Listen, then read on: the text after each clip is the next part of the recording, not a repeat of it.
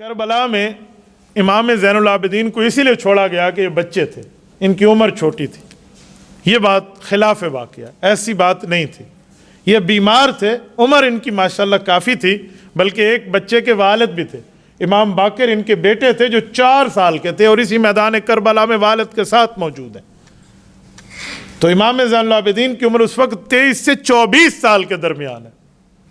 ان کے شہید نہ ہونے کی وجہ یہ ہے کہ یہ شدید بیمار تھے اور خیمے میں تھے، یہ وجہ، ورنہ یہ نہیں ہے کہ چھوٹے بچے تھے۔ ان کا بیٹا بھی موجود ہے، امام باقر 3 سال کا ہے۔ امام باقر کو تو حضرت حسین نے بھی اٹھایا ہے، یہ حضرت امام زین العابدین کا بیٹا ہے، حضرت حسین کا پوتا ہے۔ تو یہ بھی میدان کربلا میں موجود تھے، اس لیے ان کو چھوٹا کہنا اس معاملے میں یہ خلاف واقعہ ہے۔ ان کی پیدائش سن 37 ہجری میں اور کربلا ہوا ہے 61 میں جا کے، 61 10 محرم، 37 47 57 اور 61، 23 سے 24 سال بنتے ہیں ان کی اس وقت عمر کو جس وقت واقعہ کربلا ہو رہا ہے، سن 61 ہجری سن 37 ہجری، آپ خود اس کا اندازہ لگا لیں۔ تو امام زین العابدین رحمہ اللہ نے وہاں وقت جو گزارا ہے وہ اپنی پھپھو حضرت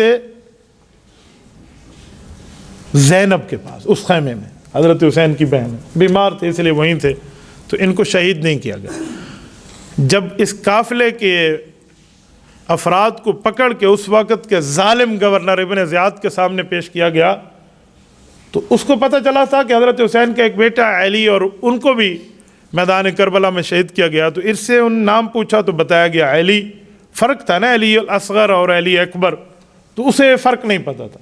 اس نے کہا علی تو قتل نہیں ہو گیا، تو خاموش رہے۔ تو جب پھر پوچھا گیا تو انہوں نے اس کی وجہ بتائی کہ نہیں اس طرح نام ہے، یہ ہے، یہ ہے، یہ ہے۔ وہ کوئی برے لفظ بولنے لگا کہ میں تمہیں مروا دوں گا، یہ کر دوں گا۔ اس ظالم کی بڑی حرکات ہیں، اللہ تعالیٰ معاملہ ان کے ساتھ نبٹے۔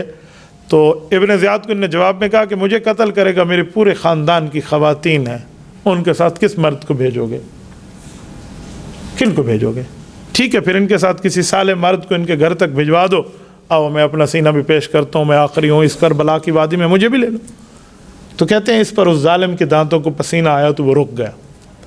یہی قافلہ بعد میں یزید کے دربار میں گیا ہے۔ میں یزید کے معاملے میں کبھی بھی واقعہ کربلا میں اس کو بری الذمہ نہیں سمجھتا، لیکن یزید نے اس شہادت کے بعد اس قافلے سے کہتے ہیں نرمی کی اور اپنے ہاں کھانے میں بھی ان کو بٹھاتا بلاتا، کچھ دن اپنے پاس رکھا، واپس میں مدینہ طیبہ روانہ کرتے ہوئے کہنے لگا کہ اگر میں کربلا میں ہوتا تو میں ایسا کچھ نہ کرتا آپ کے والد کے ساتھ، اللہ لعنت کرے ابن زیاد پہ، یہ اس نے کیا ہے، اور اس طرح کہہ کے شاید وہ اپنی خفت مٹانے لگا۔ لیکن یہ اہل بیت کی خون کا بدلہ نہیں، یہ بدلہ نہیں ہے، یہ صرف اور صرف سینہ زوری ہے۔ تیرے پاس سلطنت ہے، تو حکمران ہے، اور رسول اللہ صلی اللہ علیہ وسلم کا خاندان ظلماً شہید ہوا ہے، اس کا جواب یہ ہے کہ اللہ فلاں پہ لعنت کرے، اس نے غلطی کی ہے، میں ہوتا تو میں نہ کرتا۔ یہ بات نہیں ہے۔ یزید کا بدلہ نہ لینا اس بات پہ اس کے نام اعمال کو سیاہ کر دیتا ہے، حضرت امام حسین رضی اللہ تعالیٰ عنہ کے حوالے سے۔ بہرحال یہ وہاں سے واپس آئے مدینہ طیبہ میں، اعزاز و اکرام اس نے کیا، وہ خدا جانے اور وہ جانے، لیکن جو بات کھلی کھلی ہے اس معاملے میں میں کبھی یزیدی نہیں ہوں اور نہ یزید کا پروموٹر ہوں اور نہ اس کی حمایت کرنے والا ہوں۔ ہم کل بھی حضرت حسین رضی اللہ تعالیٰ کے ساتھ تھے اور قیامت میں بھی حضرت حسین کے ساتھ حشر چاہتے ہیں۔ یہ مدینہ طیبہ واپس آئے ہیں اور مدینہ طیبہ میں پوری زندگی عبادت میں، صدقات میں، اور جو ہے نا کیا کہتے ہیں نیکی میں، زہد میں، تقوی میں، قرآن اور احادیث کو پڑھنے پڑھانے میں، حج اور عمرے میں ان کی گزرے ہیں۔ 105 ہجری میں ان کا انتقال ہے، اور جنت البقیع میں حضرت امام حسن رضی اللہ تعالیٰ عنہ کے ساتھ ان کی قبر مبارک موجود ہے۔